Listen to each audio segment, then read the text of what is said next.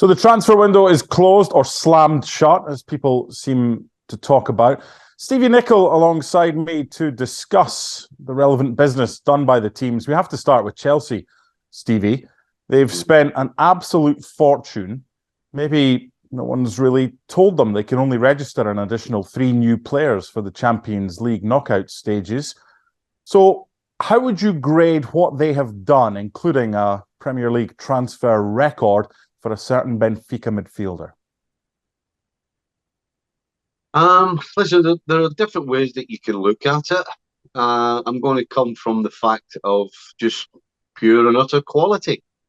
At the end of the day, that's really what it should be about. Yes, the money's important, certainly is if you don't have any. Yes, they've spent an absolute fortune, but the truth is they've brought in quality. You know, Mudryk absolutely is a talent and should be a talent for another decade. Yes, they spent a lot of money on Enzo Fernandez, but again, he's a talent. He's already got a World Cup winners medal in his pocket. And can only get better. Is he worth 120 million or 121 as it was reported? I would say no, but the fact is he is a talent.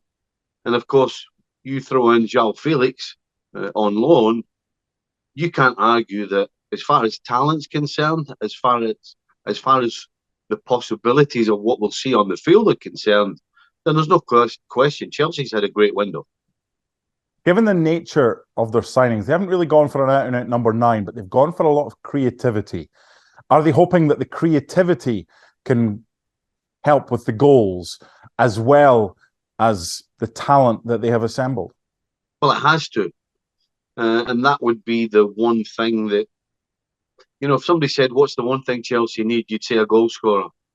I think what we've seen, particularly in this window, is that regardless of how much money you have, there's not that many goal scorers around, number one. And number two, there ain't that many you can get a hold of. So from that point of view, the signings will have to produce goals. I don't see any reason why they shouldn't.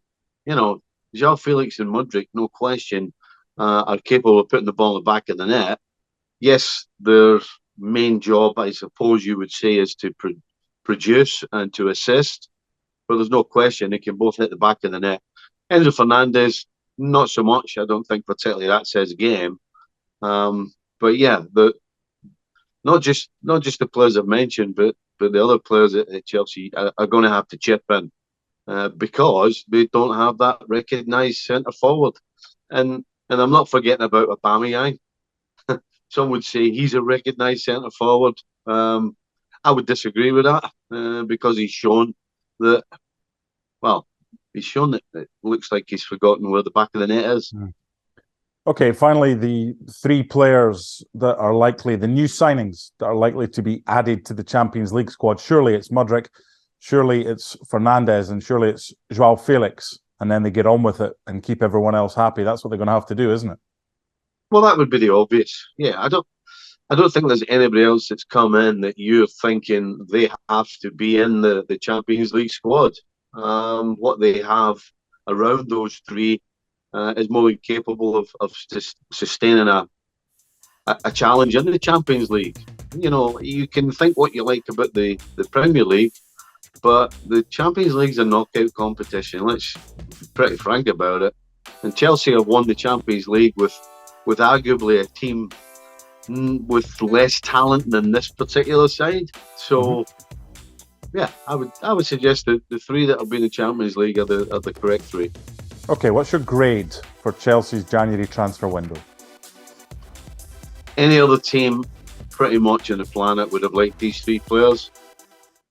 Well, except Joao Felix. Athletic Madrid didn't want him. But other than that, most normal teams, most normal managers, most normal coaches and fans would want Joao Felix in particular. So, yeah, I think this is an A, no question. Well, thank you very much for watching ESPN on YouTube. For more sports highlights and analysis, be sure to download the ESPN app. And for live streaming, premium content, and let's not forget as well, ESPN FC 7 days a week. Subscribe to ESPN Plus.